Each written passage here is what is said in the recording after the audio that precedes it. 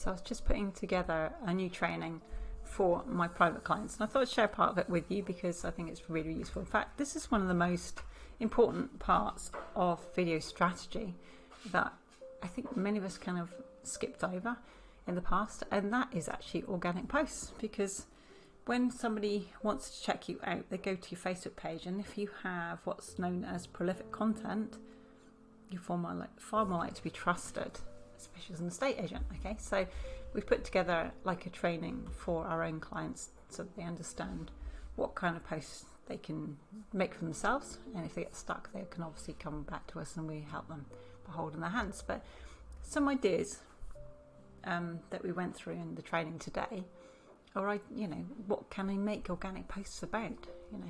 So just using this little thing here. Let's say you were going down to do some viewings at one property down the road, maybe 5 miles away from where you work usually. Just notice things. I mean, if you know your area well, you understand what your area is like, and just get your phone out and just do a quick video. You can put it straight to Facebook. You can do stuff straight to Facebook, as you know, or if you don't know, you can just do straight to Facebook. You can go live. If you're not quite keen on that and you want to be able to edit it, just get your video app out. But tell people about that area. Now, you might know your area off by heart, okay? Because you're interested in what you do and where you live and all the other places where other properties are. But you've got to remember that the majority of the time, people are busy, yeah? And they're not taking an interest in other areas of where they live and work. They tend just to have their own, just kind of routines and stuff, and usually they're thinking about what they're going to eat for tea tonight, where they're going to meet Bob down the pub later, are they going to go and play pool or darts, or are they going to go to archery, or are they going to make it to the gym, what they're going to buy at Sainsbury's later for tea, are they going to go down and eat some curry and chips later in the week with their friends. They're not generally thinking about where they're going to go and live next, or where they might have to move to because they're having to downsize because they can't afford to live where they are, or maybe they're doing really well. Maybe they want to move to a posher area in town and they still know nothing about it. These kind of videos actually what helped build the authority around you as an estate agent. Okay, and you start putting these out on your page, people start realising that you know your area well, which builds trust, and also they'll listen into other posts that you have, and they'll also see the properties you're also putting on there. And instead of your page looking like a complete commercial Facebook page, you'll actually be something of interest to a lot of people, and you get a lot more people coming in and well, look, which is what you want. You want people to take an interest in you as an estate agent. This is what this is all about. You want people to recognise that you're a person who's good at selling houses for other people. This is all this is about. So some topics here. Oh yeah, I can send this to you if anybody wants it, just comment organic post below. So people need to know if a house in a particular location is selling, yeah, because that does two things. One thing is that if the house is in that area and they have been thinking of selling but not quite sure whether to sell at the moment because of the economy, it gives them confidence. The other thing might be that they might want to go buy in that area, and that they know that house is selling there.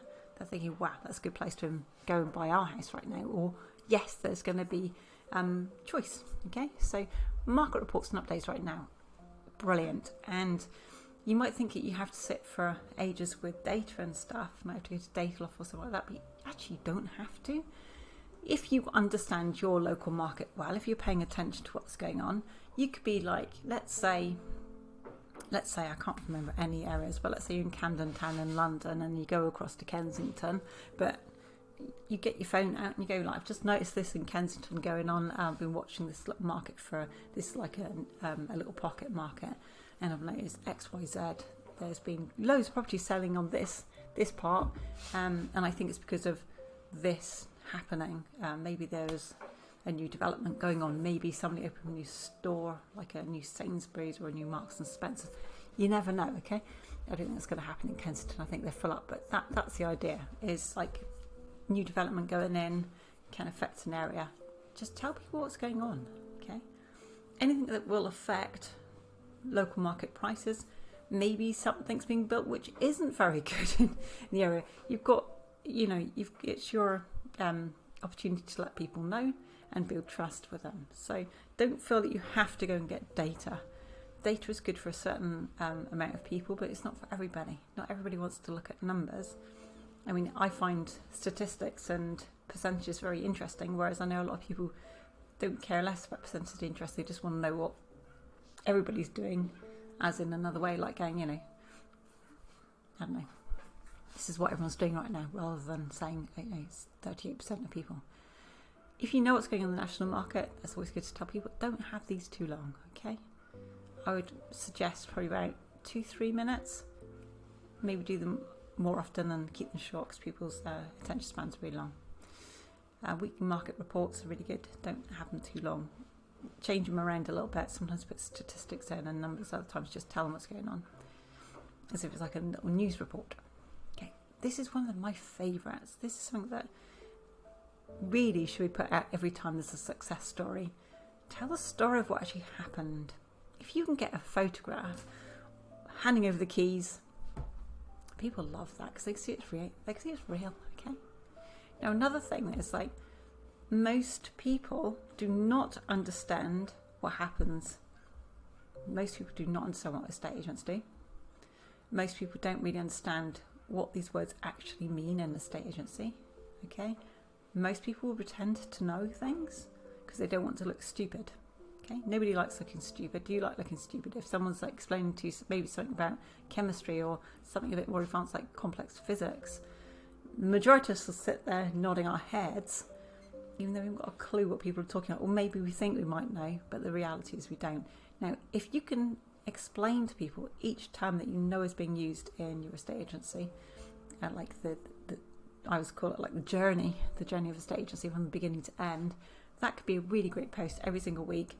Tell them like one word and what that actually means and what's revolves around that actual educational part. Okay, it doesn't need to be. I always like to say, pretend you're teaching it to a 10-year-old. Yeah, use vocabulary that's really easy to understand. You don't need to look as if you're teaching students at university.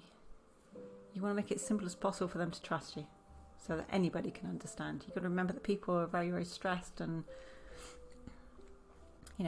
usually if they're thinking of selling the house, you're very, very stressed. Okay, so the simpler you can make, the smaller chance you got of them trusting you and coming to you for them to sell the house. That's all this is about. Okay, all this is about is them coming to you because you're a good agent, and this helps build trust. It's all any of this is about.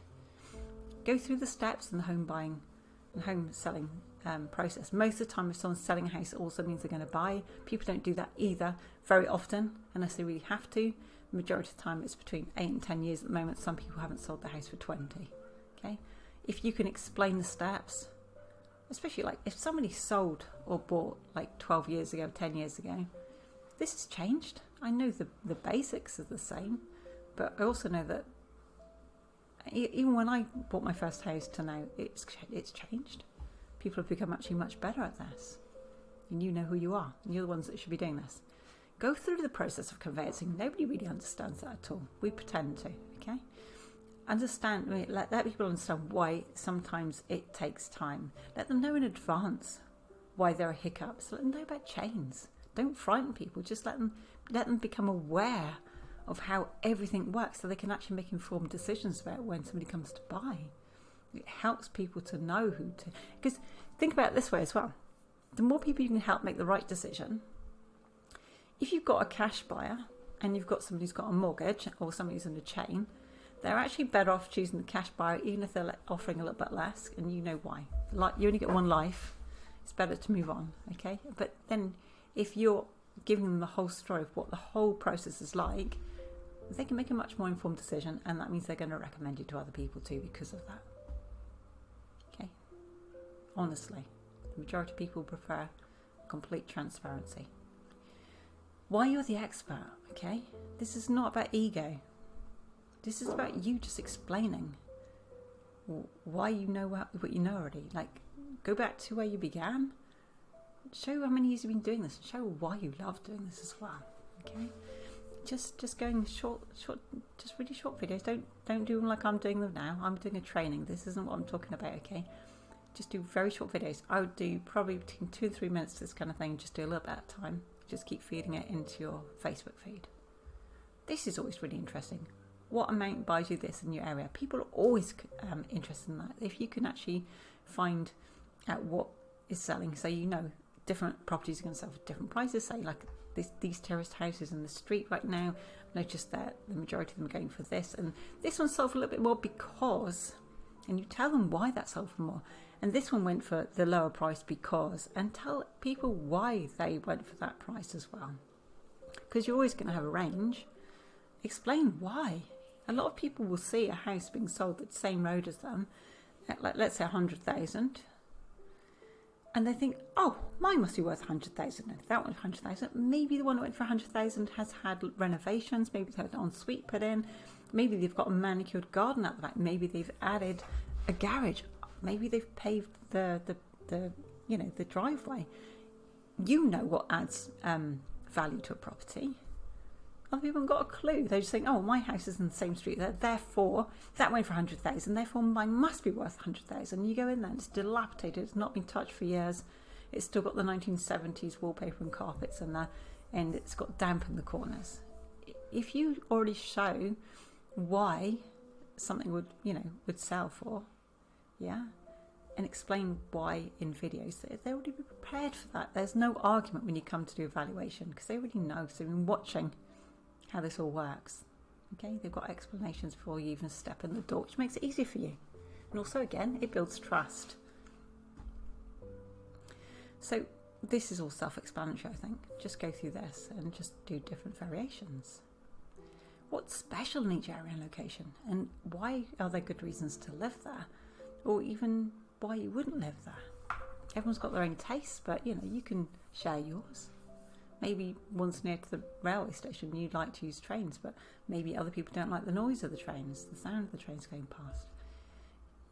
Maybe one's near a football pitch and maybe some people like football. Maybe one's near to a gym, some people like to keep fit, or a running track or a cycle track. You can, if you put that out there, anybody who's not in that area but in that town and thinking about moving somewhere because, they then look at your page and go, I didn't know that. Oh wow, I'm going to go to this agent because they know how this area works. So again, talk about different areas in your city.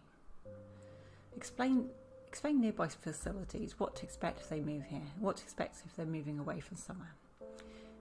Also, obviously, you've got to make some money, okay? Any TV program, any TV station would need to put some commercials in somewhere or other, or licensing. So you could do things like, okay, this home sold. It got this amount, but we've got lots of buyers in this area looking for a similar home. That's always a good pitch. And also make the pitch in like, are you thinking of moving, wondering how much your home would sell for at the moment? Would you like us to come and do evaluation?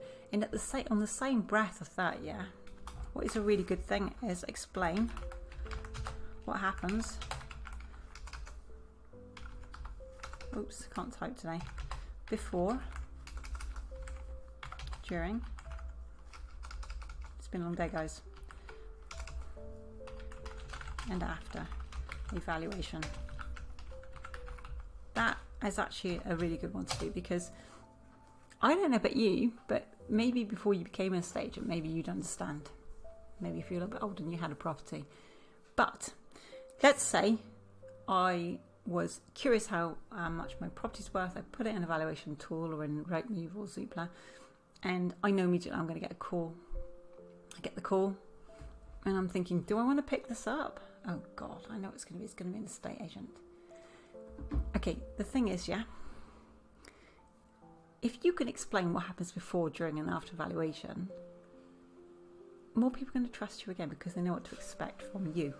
Okay, somebody entering your home who you don't know as a stranger, it almost feels like a violation of your private space for some people. Okay, some people are very, very private, and you're more likely to get more people saying yes to evaluation meetings. They know what that actually means. And I know a lot of you prepare for evaluation meeting.